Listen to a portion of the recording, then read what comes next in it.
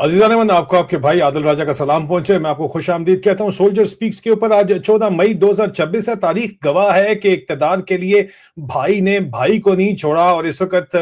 एक भाई अपने बेटों के लिए और अपने लिए, और दूसरा भाई अपनी बेटी के लिए इक्तदार की जंग के अंदर मसरूफ नजर आता है। जी हाँ, आले शरीफ के अंदर नवाज शरीफ और शहबाज शरीफ के दरमियान एक वाज़े तौर के ऊपर चकलिश नजर आ रही है, क्योंकि नवाज शरीफ ये चाहते हैं कि उनकी साहिबजादी मरियम नवाज जो है वो वजीर आजम बने, और उसके अवज आसिम मुनीर चाहता है कि नवाज शरीफ उनको हमायत दे 28वीं तरमीम में सदर पाकिस्तान वर्दी में बनने के लिए। और बहुत से लोग कह रहे हैं कि यार बन ही जाए एक दफा तो अच्छी बात है, कम से कम इसका टेन्योर तो पता चलेगा कि खत्म कब होना है। लेकिन बहरहाल एक तरफ तो ये मामलात हैं, लेकिन दूसरी तरफ पता ये चल रहा है कि सोने की चिड़िया, मैंने आपको कल बताया था, बलूचिस्तान है, और बलूचिस्तान की जो इस वक्त ताज है उसके ऊपर बलूचिस्तान में सोने की स्मगलिंग इस वक्त हो रही है। चाइना ने एक साल के लिए जो रिकोडेक प्रोजेक्ट है, रिकोडेक और सैंडक जो प्रोजेक्ट है, वो दोनों एक ही प्रोजेक्ट है, एक ही जगह है, दोनों की जिम्मेदारी जो है वो संजरानी ट्राइब के पास है, और संजरानी उसके ऊपर पैसा लेते हैं, और संजरानियों के ऊपर ना तो बीएलए हाथ डालती है, ना ही आईएसआई हाथ डालती है, ना फौज हाथ डालती है। और संजरानियों को आईएसआई की पूरी हमायत हासिल है, एमआई की हमायत जो है सरफराज बुख्ती को हासिल है इस वक्त, और एमआई और आईएसआई का आपस के अंदर भी टाकरा हो रहा है। लेकिन इस वक्त पाकिस्तान के ताज के ऊपर कब्जा करने की जो जंग है वो बलूचिस्तान के अंदर जारी है, और बलूचिस्तान में सादिक संजरानी जो है वो वजीर आजम, माजरत चाहता हूँ, वजीर आला बलूचिस्तान बनना चाहता है। और हमारी इत्तलात के मुताबिक वजीर आला बलूचिस्तान बनने के लिए आईएसआई के अंदर मौजूद डर्टी हैरी को वो अन्य पैसे दे रहा है कि उसके लिए लॉबिंग करे। लेकिन आसिम मुनीर ने अभी तक, मुनीर मिस्त्री ने जिसको फौज में कहा जाता है, उसने अभी तक अप्रूवल नहीं दिया। वो किस चीज का इंतजार कर रहा है इस अप्रूवल देने के लिए, इसके बारे में मैं आपको बताता हूं। लेकिन अगर इस सूरत में कि सादिक संजरानी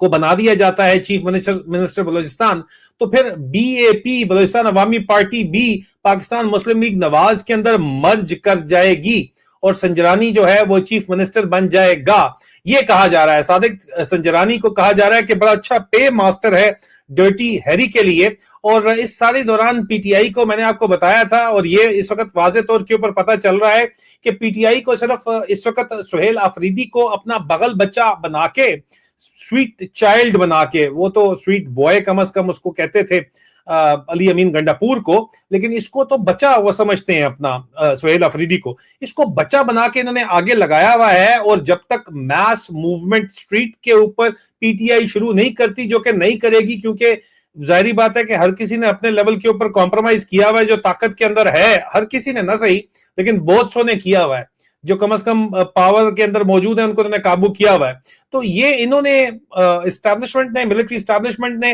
पीटीआई की लीडरशिप को, जो कि सामने ओहदेदारों को ट्रक की बत्ती के पीछे लगाया हुआ है, और उन्होंने अवाम को ट्रक की बत्ती के पीछे लगाया हुआ है, इसलिए इमरान खान जेल के अंदर ही मौजूद हैं। सिंध के अंदर भी इस वक्त पीपल्स पार्टी के खिलाफ जो क्रैकडाउन शुरू होना है, अब अगर तो सदर पाकिस्तान की सीट पे आसिम मुनीर ने बैठना है, और अगर उनसे पीपल्स पार्टी से इक्तदार लेना है, तो उसका फैसला भी बलूचिस्तान के ऊपर होना है। बलूचिस्तान अगर पंजाब मतलब फौज के पास चला जाता है, मतलब पाकिस्तान मुस्लिम नवाज के पास चला जाता है, और सादिक संजरानी जो है वो चीफ मिनिस्टर बन जाता है, तो पीपल्स पार्टी का होल्ड वहां पे वाज़े तौर के ऊपर खत्म हो जाएगा, और अगली बारी सिंध की होगी, और इसके साथ साथ फिर सदारत के महल की भी बारी जो है वो शुरू होगी। और पूरा प्लान 9 मई का जिस तरह उस्ताद जी ने बनाया था, जनरल नजीर भट्ट ने बनाया था, ये प्लान भी अब फाइनल फैसला भी जनरल नजीर भट्ट की बहुत बड़ी इसके अंदर मर्जी शामिल होगी, ये हमें बताया जा रहा है। सिंध के अंदर मुराद अली शाह साहब एक दफा फिर अपने इक़्तिदार के लिए वो सर्वाइवल के लिए खड़े में हैं,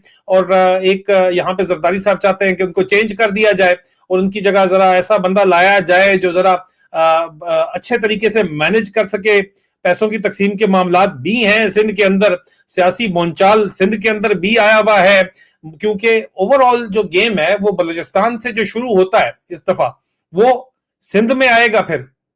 सिंध से पंजाब में कोई चेंज इस वक्त एक्सपेक्टेड नहीं है, लेकिन वो उस सूरत में एक्सपेक्टेड नहीं है कि अगर नवाज शरीफ साथ मिस्त्री का दे, मुनीर मिस्त्री का, आसिम मुनीर का, और वो सदर पाकिस्तान बनना चाहता है, और नवाज शरीफ उसका साथ दे, ये पाकिस्तान की इस वक्त जो ताकत के ऐवान है वो ये वाज़े तौर के ऊपर बता रहे हैं। लेकिन नवाज शरीफ उसके बदले में मरियम को वजीर आजम बनाना चाहता है, और वहां पे शहबाज शरीफ के साथ उसका टाकरा है, اور شہباز شریف کے ساتھ جو اس کا ٹاکرا ہے اس میں واضح طور کے اوپر شہباز شریف کا ٹاکرا نہ صرف اس وقت اپنے بھائی کی بیٹی مریم کے ساتھ ہے، وہ اپنی کرسی بچانے کے چکر کے اندر ہے، لیکن اس کے ساتھ ساتھ شہباز شریف کا جو ٹاکرا ہے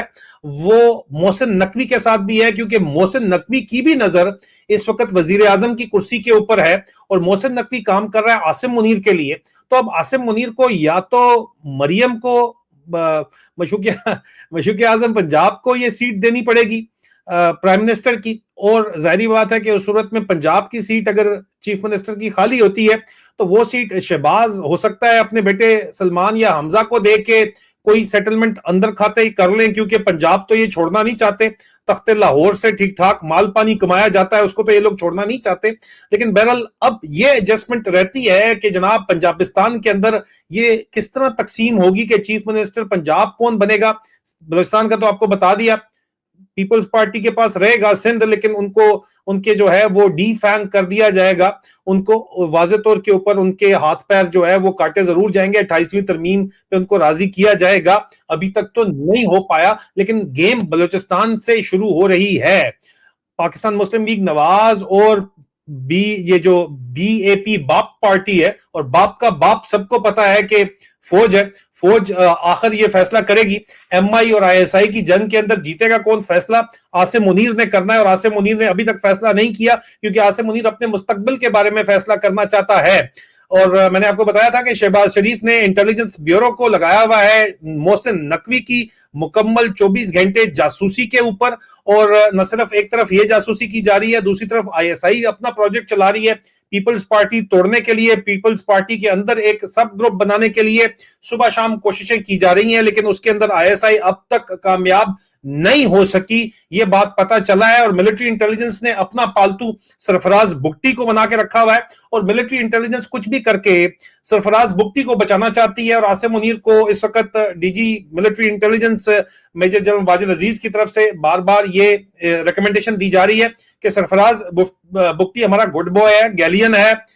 ہمارا تابیدار بچہ ہے. صادق سنجرانی بہت تیز آدمی ہے، ہمارے قابو نہیں آئے گا، ہمارے کنٹرول میں نہیں آئے گا. آئی ایس آئی ابھی کہہ تو رہی ہے کنٹرول آئے گا، لیکن وہ کنٹرول میں نہیں آئے گا، وہ اپنا کام چلائے گا. اس کی اپنی گولڈ کی سمگلنگ جو چل رہی ہے وہ آفیشل سٹیٹس لے لے گی اس وقت، اور گولڈ کی سمگلنگ کے ساتھ ساتھ ظاہری بات ہے آئی ایس آئی کا ایک ڈرگ ایمپائر بھی وہاں پہ چل رہا ہے، جس کی تفصیلات آج میں کھولنے جا رہا ہوں. اس کے بعد جو ویڈیو آنے والی ہے اس میں دودھ کا دودھ اور پانی کا پانی ثبوت کے ساتھ ہونے جا رہا ہے، جو ایک نیٹ ورک پورے کا پورا چل رہا ہے، کچھ گزشتہ سے پرستہ بھی اور کچھ لیٹسٹ بھی اس کے اندر بات چیت ہے، وہ تمام آپ کے سامنے رکھ دی جائے گی. لیکن یہاں پہ جو اس وقت پاکستان کی سیاست کے اندر محسن نقوی بننا چاہتا ہے پرائم منسٹر، اب بننا تو وہ چاہتا ہے عاصم منیر کے بہاف پہ، عاصم منیر صدر بنے، وہ خود پرائم منسٹر بنے، لیکن کیونکہ ظاہری بات ہے کہ فوج بہت ان پاپولر ہے اس وقت، اور فوج کو ڈالر نہیں مل رہے، جو ہمیشہ سے میں آپ کو بتاتا چلا آ رہا ہوں کہ بھائی ٹھیک ہے شاباشی مل رہی ہے ٹرمپ سے، ڈالر نہیں مل رہے،